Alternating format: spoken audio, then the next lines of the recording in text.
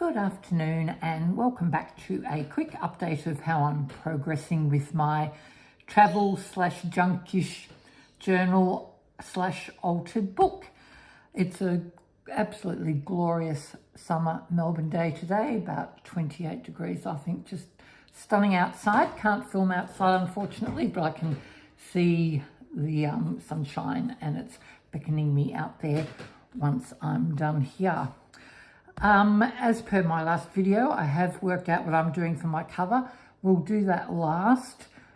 If I was to do that now in blue fabric with the amount of handling it's going to need, that would totally undo anything. So that will be the last step, but I did need that. I did need to know how that would look to know what I was doing inside. So I have started and am quite pleased with the progress, enjoying the process a lot different from the other book I used, as I said, when I ripped pages out beforehand, created pockets beforehand, and then found it didn't suit what I actually wanted to put in the book. So this is a step-by-step process. So we have started, and just it's not a particularly vintage looking altered book. This is about a current trip, and so it's sort of keeping more of a contemporary look. Just made a front page. Noel's my husband. Our excellent adventures, a bit of a nod to that crazy movie, because we did have an absolutely excellent adventure, or a couple of excellent adventures in our pet sitting overseas, and one stint of house sitting thrown in as well.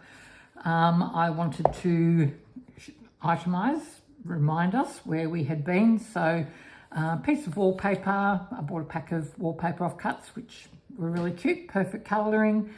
Found a map online, found a background that I could colour to suit on the Canva program that I absolutely love to do graphics. So I found the map that already had London marked, thankfully.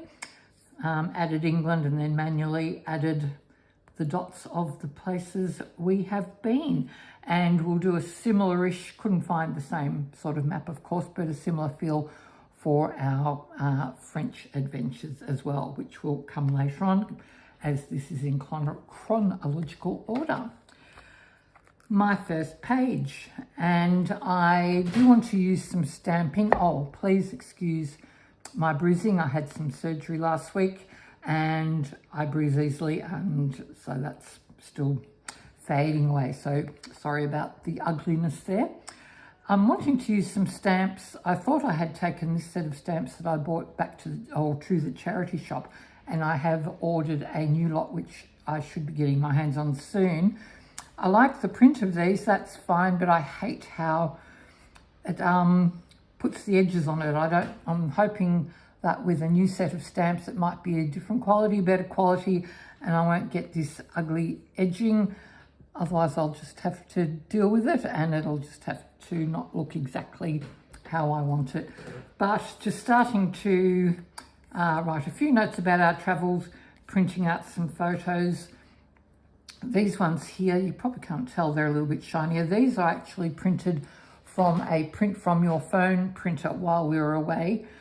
So I'm still using some of those, but for my extra photos, I'm printing on, it's a canvas paper that I had and is a bit more substantial than your normal print. It's a bit more of a cardstocky feel and set on high print quality, and I'm really liking the quality that's come out in, and also just the texture of the paper.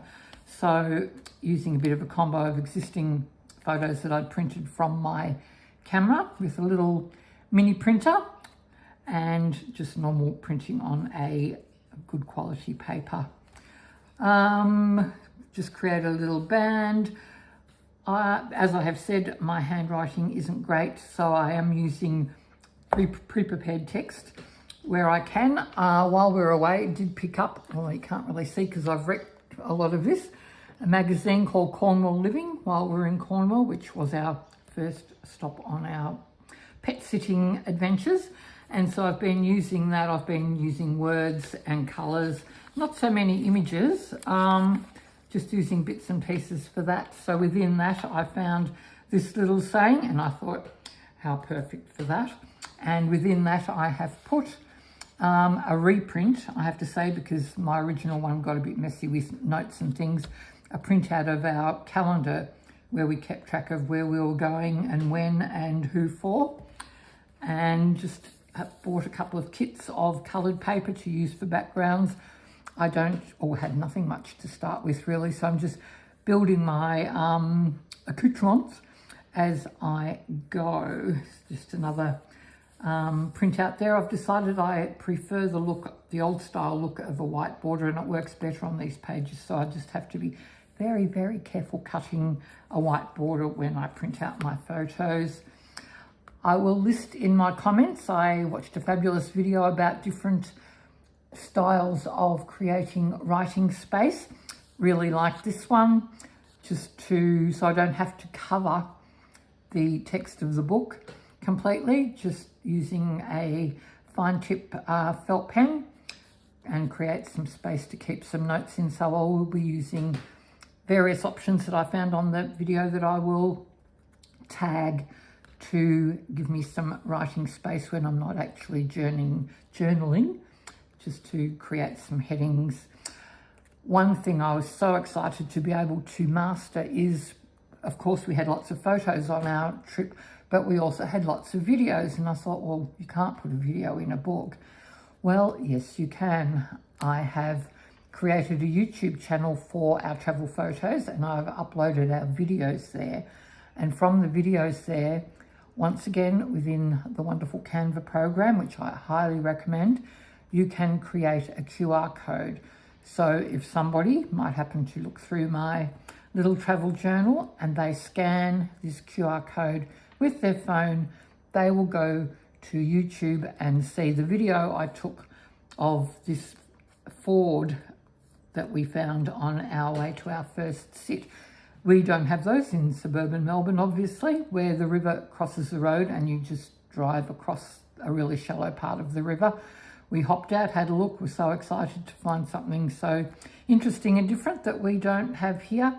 So I have a photo, and we can also get access to the video. So I'm pretty excited about that. My whole journal will have quite a few scan me's on them to the relevant videos, and for me that is a really exciting thing to be able to include in my journal. Hit me up if you would like to know how to do that, and I can send you a cheat sheet on how to set all that up, because it's a pretty exciting thing, I think. Just the next page, this is a torn out of the previous book that I had started that I said I really wasn't happy with, but there were some pages that I really liked. The reason I had chosen that book was because it had headings and references to the rural areas we would be in, and this was so perfect, as our first sit was at a place called Mount View Farm, and so I liked that page, so I just tore it out and put it over a background page, and I can still use that, and looks pretty cute. Just another, I'll be using journaling spaces just to actually write proper notes. Had a go at coffee dyeing normal notepaper, different sizes, because the book is cream and white, stark white notepaper against this cream just didn't work in my eyes. So I thought I'll just coffee dye some paper. Love the result. We'll be doing more of that, and just keeps that creamy browny toning going. Another photo. And that's where I'm up to at the moment. As I said with my previous video, this book isn't quite set up the way books I'm used to dealing with are, in that the signatures aren't regular, and you tear out a page and another one will come out somewhere differently, and I have ended up with quite a big gap here, which is a bit weird. And I thought, oh, I'll just have to deal with it. Things are going to happen and I'll just have to cope. But I do have, my lovely husband bought me this sort of solid postcard, and I thought, oh, I don't know if I'll be able to use that, but that's quite thick and will sort of fill up that space where those pages have gone. So I'm excited to be able to use that, but I wasn't sure how to cover this. I did try to tape it and that didn't work so well, but from my wallpaper stash, I did find this, which I didn't think I liked that colour, but it actually works with the colouring of this postcard. So I will be sticking that down, bit of trial and error, and rolling it over to that page and just giving it some leeway there, I think, to cover that big gap where the pages have come out.